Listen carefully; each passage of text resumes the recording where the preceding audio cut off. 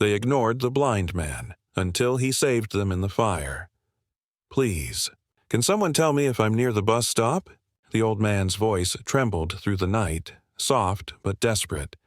A voice you'd only hear if you still had a heart. No one answered. The crowd outside the fancy restaurant kept walking. High heels clicked. Expensive shoes brushed past him. Laughter filled the air, but not a single person turned their head. The blind man stood there, holding a white cane and a small paper cup with a few coins that barely made a sound. His name was Elias Ward, though no one bothered to ask. His gray hair was messy, his coat torn at the sleeve, but there was something in his face, quiet dignity, that didn't belong to the streets. "Hey, look at this guy," a young man in a black suit said to his friends as he stepped out of the restaurant. His name was Derek Shaw, a spoiled millionaire's son who thought cruelty was confidence. "Hey, old man," Derek said, pretending to shout louder for him to hear. "You lose your dog, too? Or just your eyes?" The group burst out laughing. One of them even tossed a coin that hit Elias's shoe. It clinked, rolled away, and disappeared into the gutter. Elias didn't move. He just said quietly, "God bless you." Derek smirked. Yeah, whatever. Go pray for a job." And they walked off like they'd done something heroic. A waitress standing by the door saw the whole thing. Her name was Clara. She wanted to step forward, to give him the extra sandwich from the kitchen, but her manager's voice echoed in her head. "No feeding beggars. They make the place look bad." So she froze, guilt crawling under her skin. "Sir," she whispered softly. Elias turned his head toward her voice. "It's okay," he said, smiling faintly. "People are just busy." She felt her throat tighten. Busy. That's what they all said to sleep better at night. A mother walked by with her little daughter. "Mommy," the girl said, tugging her sleeve, "why won't anyone help him?" Her mother looked away. "Come on, sweetie." "Don't look." The blind man tilted his head, listening to their fading steps. Then, under his breath, he murmured, "They can't see me, but one day they will." The wind picked up, carrying the smell of smoke from somewhere down the street. Faint, distant, like a warning the world didn't hear. And that night, none of them knew. The man they ignored would soon become the reason they were still alive. "Hey man, can you move your stuff away from the door?" The voice was sharp, impatient. Elias turned his head toward the sound, clutching his cane tighter. "Of course," he said softly, dragging his old duffel bag closer to the wall. It was almost midnight now. The restaurant lights had dimmed. The laughter inside had faded into quiet music and murmurs. Clara, the waitress, stepped outside for a breath of air. She looked at the blind man sitting under the flickering street lamp and sighed. Something about him didn't feel like a stranger. "You shouldn't sit here this late," she said gently. Elias smiled faintly. "I don't have many options, miss. The benches are taken, by people with better vision." She almost laughed, but there was sadness in his voice that stopped her. "Do you have somewhere to go?" she asked. He turned his face toward her voice. "I did. Once." Before she could reply, someone inside shouted, "Clara! The table 6 order's late again." She winced, gave him a guilty look, and hurried back inside. Elias was left alone again, with only the night and the faint hum of the city. Then came the smell. At first it was faint, like burnt bread, but within moments it grew thicker. His nose twitched, his ears sharpening. Somewhere nearby, a door slammed and someone screamed faintly, "Fire!" Elias's heart stopped. He turned his head toward the restaurant. His hands clenched around his cane. He couldn't see, but his other senses painted the terror for him. Glass breaking, people shouting, footsteps running, chaos bursting like thunder. Inside, Derek and his friends were still laughing when the fire alarm blared. "What the—" Derek shouted, stumbling from his chair as thick smoke rolled over the ceiling. The lights flickered. People screamed. Clara dropped her tray and shouted, "Everyone, move to the back exit." But the back exit was blocked, and the fire was spreading fast. Too fast. Elias tapped his cane and began walking toward the door. The smoke had reached outside now, stinging his nose, burning his throat. A man ran past him, coughing. Elias grabbed his sleeve. "Is everyone out?" he asked. The man didn't even answer. He pushed him aside and kept running. Elias didn't hesitate. He lifted his cane and started forward. His ears followed the sounds, the cries, the banging, the choking gasps of people trapped inside. "Sir, you can't go in there," someone yelled from the street. But Elias just said one thing. Calm, steady, unshakable. "I know that place better than they ever will." And before anyone could stop him, the blind man, the one they all ignored, stepped straight into the fire. Part 3. The Blind Man Who Walked Through Fire. "Elias, stop. You'll die in there," someone screamed from the street. But Elias didn't stop. He took one step forward, then another, his cane tapping the floor through smoke so thick it clawed at his lungs. He could feel the fire's heat licking his face, the roar of flames like a beast set free. Most people ran from fire, but he walked toward it, calm, certain, fearless. Inside, chaos reigned. People were choking, stumbling over chairs, banging into tables, screaming for help. The once beautiful restaurant was now a furnace. The chandelier above cracked and fell, scattering glass like angry stars. "Help! Somebody, please!" Clara's voice echoed from the corner. Elias turned his head sharply. He followed the sound, slow, steady, his cane tapping the ground, his ears guiding him like an invisible compass. "Over here," she cried again, coughing. Her apron was torn, her eyes red from smoke. Elias reached her and grabbed her wrist. "Stay low," he said firmly. "Crawl, not run. Breathe through your sleeve." She stared at him, stunned. "How do you—" "No time. Just trust me." They crawled under the smoke toward the back corridor. But the door that led to safety was on fire, metal handles glowing orange. Clara gasped. "We're trapped!" Elias pressed his hand against the floor, feeling vibrations, counting seconds, listening for air movement. And then his eyes widened behind those fogged glasses. He smiled faintly. "Not yet. There's another way." He guided her toward the left side of the kitchen, where old ventilation ducts ran behind the wall. Something he remembered, not from blindness, but from memory. Years ago, before the darkness took his sight, he'd walked this same hallway. As its owner, the restaurant had once been his. Elias had built it brick by brick, a dream named the Lantern Room. Until a betrayal, a forged signature, a fake contract, and a partner who stole everything, left him with nothing but his blindness and his name erased from the sign outside. Now, in the same place where his life was burned down once before, he moved like he could still see every corner. He knelt beside the vent grate, kicked it twice, and the rusted bolts cracked loose. "Crawl through," he said, his voice steady but hoarse from smoke. "It leads to the alley." Clara hesitated. "What about you?" "I'll help the others," he said. "Go." Tears streaked down her smoke-covered face. I can't see flames," Elias whispered, forcing a faint smile. "But I can feel life. Go." She crawled through the vent, coughing, sobbing, disappearing into the shadows. Elias stood, turned back toward the dining hall, and listened. Truly listened. To the chaos, the screams, the falling beams, the suffocating fear. He whispered to himself, voice cracking, "Not tonight. No one dies tonight." And then the blind man, who everyone had ignored like he didn't exist, walked deeper into the fire, to save those who once looked away. "Help, somebody! Please!" The voices came from the main dining hall, muffled through the thick smoke and crackling fire. Elias turned toward the sound, gripping his cane like a sword. He couldn't see the flames, but he could feel their breath, hot, wild, and angry. He crouched low, taking slow steps, his fingers brushing the wall for guidance. Each movement was deliberate. The floor trembled beneath him as wooden beams cracked above. A wave of heat rolled past, followed by a loud crash. A piece of ceiling collapsed just inches from him. Sparks dancing at his feet. "God help me," he murmured, then moved faster. Inside the hall, Derek and his friends were trapped behind an overturned table, coughing and terrified. Their suits were covered in ash, their faces pale with fear. "Someone, anyone, get us out!" Derek shouted, banging on the wall.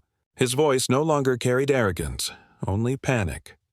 Elias heard it, that same voice that once mocked him outside.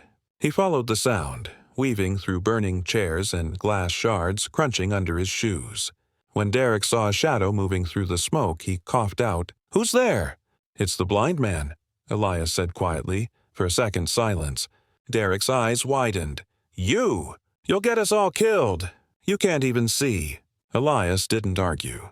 He moved toward them, counting his steps, listening to the fire's rhythm. "Hold on to my voice," he said calmly. "Crawl when I say.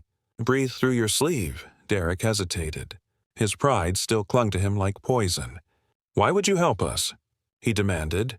Elias crouched beside him, his face streaked with ash but steady as stone. "Because no one else will," he said. The words hit harder than the fire's heat.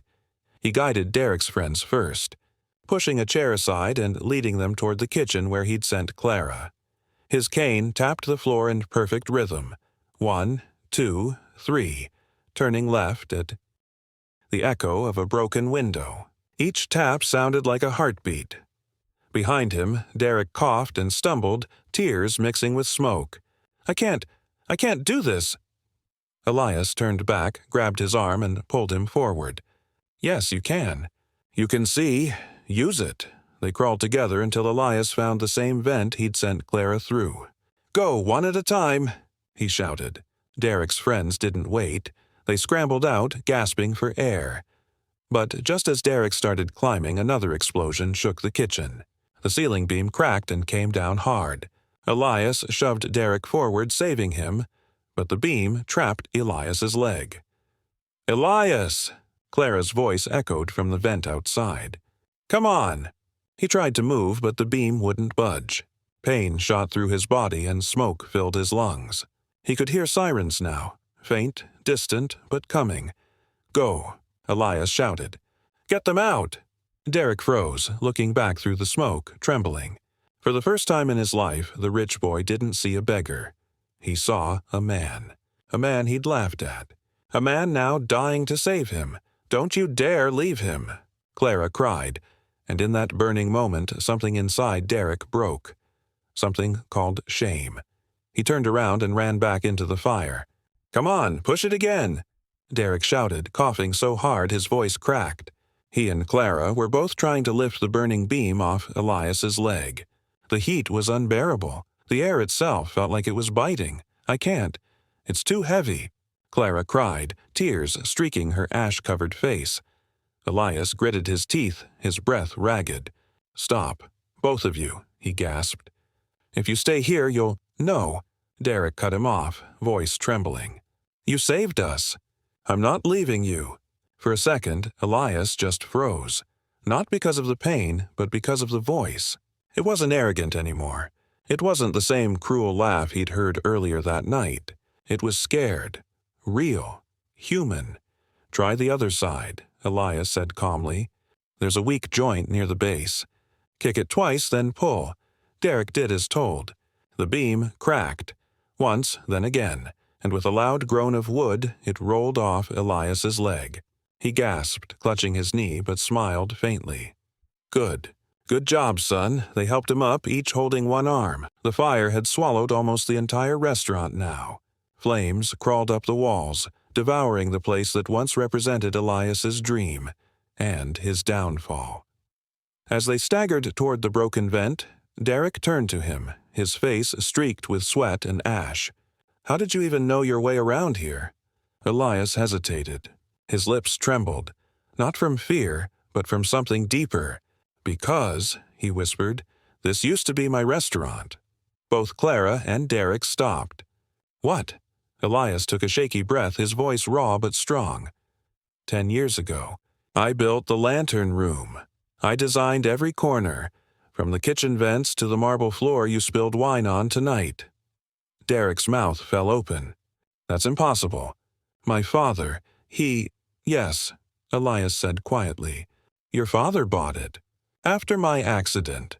After my business partner forged papers while I was lying in a hospital bed, Blind, the world seemed to freeze.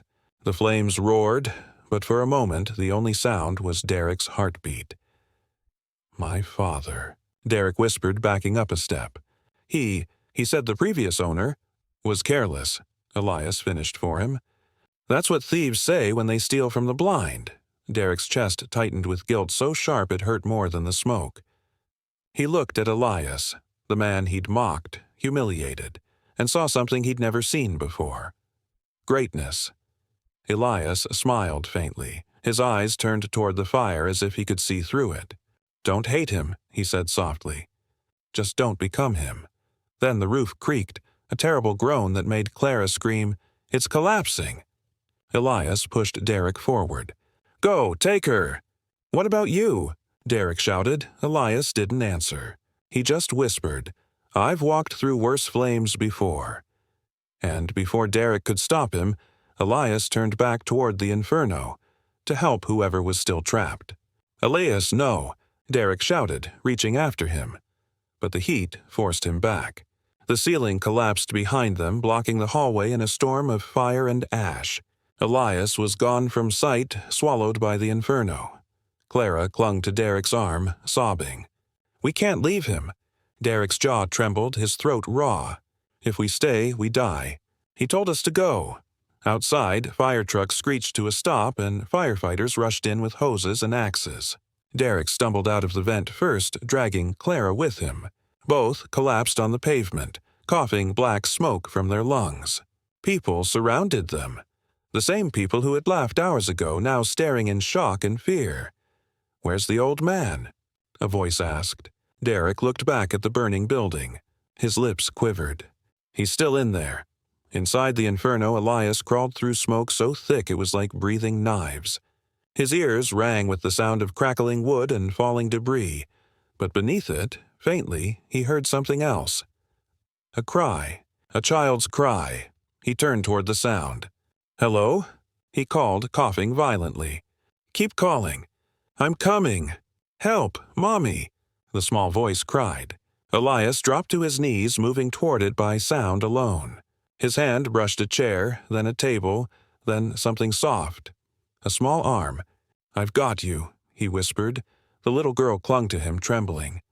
"I can't see," she sobbed. Elias smiled faintly through the pain. "Neither can I, so we're even." He wrapped his coat around her and crawled toward the faint whistle of air, a sign of an opening. His ears guided him through the smoke like a compass of faith. Behind him, the fire roared, angry that he refused to die. "Hold on tight," he told the girl. "No matter what happens, don't let go." They reached a shattered window, flames licking at the frame. Elias turned his back, shielding her. He took one deep breath and jumped. They hit the ground outside hard, rolling across the pavement. The crowd gasped. Firefighters ran over and pulled the child to safety. "The girl's alive," one shouted. Cheers erupted, but when they turned to Elias, he wasn't moving. Derek stumbled forward, dropping to his knees beside him. "Elias, please." His hands shook as he pressed against Elias's chest. No response. "Don't do this, man." You can't just go." Paramedics rushed over. One began CPR while another shouted for oxygen. Clara was sobbing, holding the little girl close. The fire behind them was finally dying, but it had already taken too much. Then a faint cough. Elias's chest rose. He gasped for air, his face pale and burned. The medic smiled. "He's breathing." The crowd erupted in relief. Derek grabbed his hand, crying openly now. "You saved her. You saved all of us." Elias smiled weakly, whispering, "Maybe now. They'll finally see me." And as the firefighters carried him to the ambulance, the once blind man, ignored and forgotten, had become the light in a night full of smoke. The hospital was quiet, except for the steady beep of the heart monitor. Elias lay on the bed, wrapped in white bandages, his face pale but peaceful. The faint scent of antiseptic filled the air. Sunlight leaked through the blinds, painting golden lines across his face. Light he could no longer see, but somehow still felt. At the doorway stood Derek Shaw, his once perfect suit replaced by a wrinkled hoodie and gilt. He hadn't slept in 2 days. He just stood there, staring at the man he had mocked, the man who'd saved his life. Clara was already by Elias's side, holding his hand. "You're awake," she whispered when his fingers twitched. Elias smiled faintly. "Feels like I've been through the fire." "You have," she said, eyes wet. "You saved everyone, even him." She nodded toward Derek. Elias turned his head slightly. "You came." Derek swallowed hard, his voice breaking. I had to." He stepped closer, shame written across his face. "I don't even know where to start." Elias chuckled weakly. "Apologies usually start with the word sorry." Derek's eyes filled with tears. "I'm sorry. For everything. For how I treated you. For what my father did to you. I didn't know. I swear, I didn't know." Elias took a slow breath, his voice calm but heavy with meaning. "Ignorance doesn't erase cruelty, son.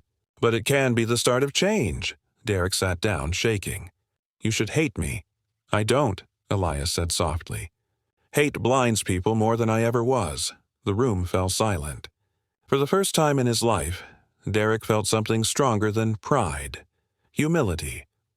A few hours later, a news crew arrived outside the hospital. The story had already spread. Blind man saves dozens in downtown restaurant fire. Once owned the same place before losing his sight. The city was stunned. Photos of Elias, the quiet beggar no one had seen, were now everywhere. People who had walked past him 100 times were suddenly calling him a hero. Elias listened quietly from his bed as Clara read the headlines aloud. He smiled faintly. "Funny," he said. "They needed fire to open their eyes." Outside the room, Derek stood with his father, Richard Shaw, the powerful businessman who had stolen Elias's dream years ago. The older man's face was pale, his pride cracked open by guilt and exposure. "You knew?" Derek said, voice trembling. "You took everything from him. You left him on the street." Richard's jaw clenched. "I did what I had to for the business." "No," Derek snapped. "You did what you had to for yourself." He turned his back on him. "I won't be like you." He walked into Elias's room again, eyes red but clear. "Mr. Ward," he said quietly, "I'm going to fix this. I swear it. The restaurant, the name, the rights. It all belongs to you again." Elias chuckled softly. "I don't need walls to serve people. Just purpose. But you deserve justice," Derek said. Elias nodded. "Justice isn't about revenge, son. It's about making sure the fire doesn't burn another soul." As the sun dipped below the horizon, the light in the room softened. Elias closed his eyes, his breathing calm. For the first time in years, he felt seen, not as a blind man, not as a beggar, but as someone who had finally set the world right again. The next morning, the hospital courtyard overflowed with people, reporters, firefighters, and ordinary citizens who once walked past Elias without a glance. Now they stood with flowers, candles, and tears in their eyes. The story of the blind man who saved the city's rich and poor alike had spread everywhere. Inside his room, Elias sat up slowly, leaning on his cane. Clara helped him fix his collar, her hands trembling. "You sure you're ready?" she asked softly. Elias smiled. "I've been ready for this my whole life." He stepped carefully into the sunlight, feeling its warmth on his face. The crowd fell silent.